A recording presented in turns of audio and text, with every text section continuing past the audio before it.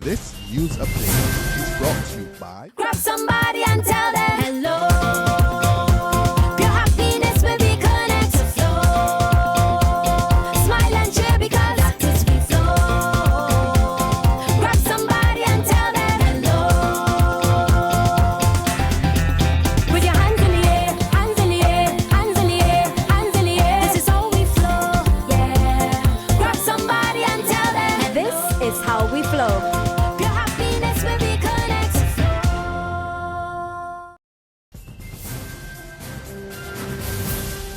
This is the Barbados Today morning news update for Monday, August 10. Thank you for joining us. I am Marie-Claire Williams. We begin in the High Court, where the case of the injunction against the state-owned Barbados Investment and Development Corporation continues today. The case was adjourned on July 31st. Before the court is an application for an interim injunction, which, if granted, would order the BIDC not to carry through with the compulsory retirement of 10 employees on September 30th this year. The BIDC's action sparked protests and industrial action from the unions representing the workers, the National Union of Public Workers, and the Barbados Workers Union last month. Intervention by the government averted threatened national shutdown over the matter. And the Employment Rights Tribunal starts hearing a new case today. It involves the Rural Development Commission. The second case, which began last month, has been adjourned until September 17. The former Social Transformation Minister Hamilton Lashley is calling for greater government assistance for the development of community-based groups. Lashley made the appeal on the weekend at a news conference to announce the participation of 6 local teams in the second Children's Charity Shield Soccer Classic to be held in Trinidad. The tournament runs from August 13 to 18. If we are going forward and we are going to look and deal with the issues of social deviance within the communities, then there must be cooperation on all levels, on all fronts. If the communities are not supported in their efforts, particularly efforts such as these, then you're going to have chaos and chaotic reactions in the communities across Barbados. And far more investments must be made to communities in Barbados and across the region, particularly when they are attempting to bring a unified Caribbean at the community and grassroots level together. It cannot be business as usual. Lashley also stressed the importance of sports in the advancement of disadvantaged communities. When the technocrats and the bureaucrats get in their respective governmental offices and determine that this is not an important venture, then they are so wrong.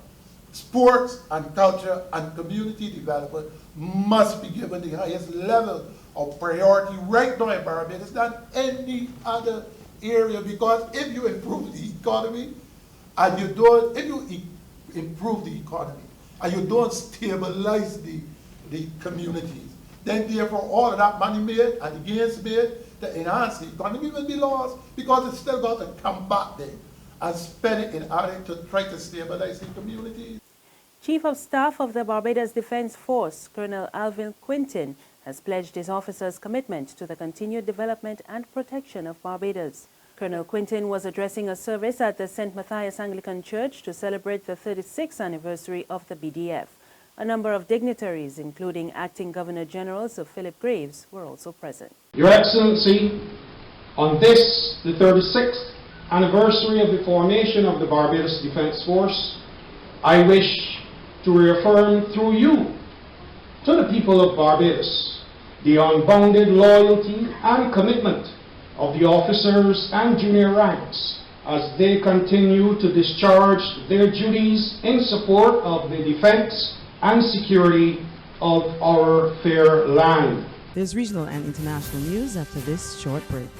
Secure your future, be financially strong. Since 1983, we have been there for you. A smart range of products, great tax benefits.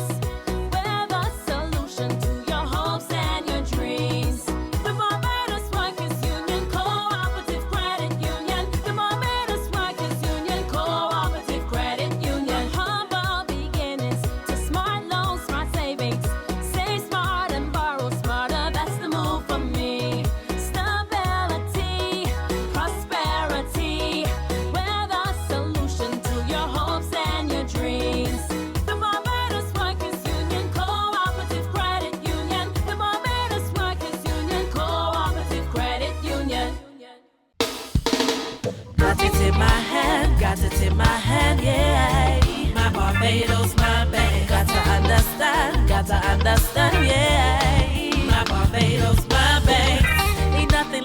whole bank spare. None of them others just can't compare.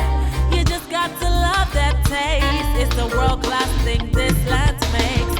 Whether I'm cruising or at a bar, whether I'm at home, my bank spare is never far. For this blessing, got to give God thanks. My Barbados, my banks. In news from the region, Haitians will know within the next week the results of Sunday's legislative elections. Parliament dissolved in January after the scheduled elections in 2011 and 2014 were cancelled. The poll was marred by sporadic clashes, delays and disorder. Police say some polling stations were closed by midday due to the disturbances. Election observers reported a low turnout.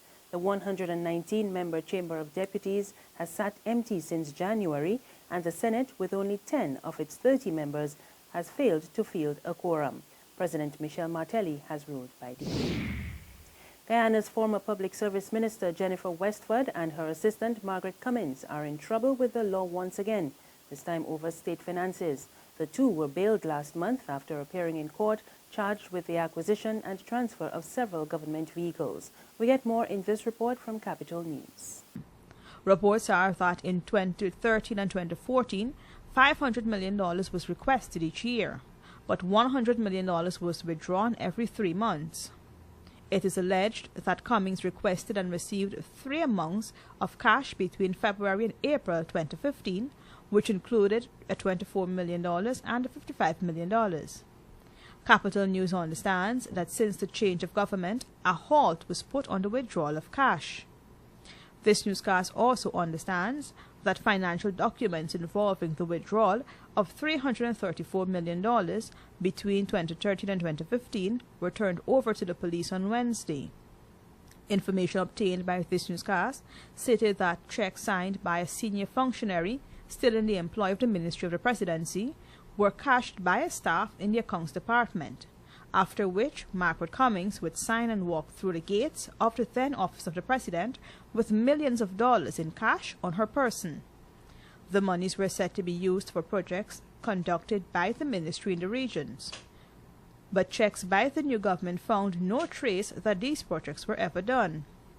Meanwhile, Crime Chief Wendell Blanham has confirmed that the police have widened their investigations over receiving additional documents, pointing to the withdrawal of over $355 million. On the international scene, China is today assessing the damage caused over the weekend by the latest storm to hit the country. At least 9 people died in southeastern China after powerful Typhoon Saudala caused flooding and mudslides. One coastal area recorded more than 20 inches of rain in 24 hours. That's the heaviest in a century. More in this BBC report. In China, they had been bracing themselves for this, and when Typhoon Saudala arrived, there was no doubting the force of this storm. In Zhejiang province in southeast China, there was severe damage and disruption. Homes here and in neighbouring Fujian were evacuated as the storm made its way across from Taiwan. Earlier, it was Taiwan that had taken a battering when the typhoon was at its strongest. Meanwhile, others had a lucky escape. This family rescued by a fire crew in New Taipei City after their car became trapped and crushed in a landslide. Last night and this evening were both pretty rude awakenings for us. A lot of people here have been commenting on how they haven't seen anything like this here in years. No one I know has been injured, but a lot of my friends have lost power, and there's been some significant damages to some of their houses. Even after the worst of the storm had passed, many roads remained flooded, making it hard to get around and leaving drivers stranded. Hundreds of thousands of homes across Taiwan and China were also without power, as the region begins assessing the damage caused by its violent visitor. And that's the news. For more news, log on to www.barbadostoday.bb. You can also subscribe to our e-paper, email updates, or like us on Facebook. You can catch us on Izumi Media in bus terminals or screenplay at supermarkets and gas stations near you. Also tune in to Channel 101 on Lime TV as well as Mix 96.9 FM. I'm Marie Claire Williams. Good morning.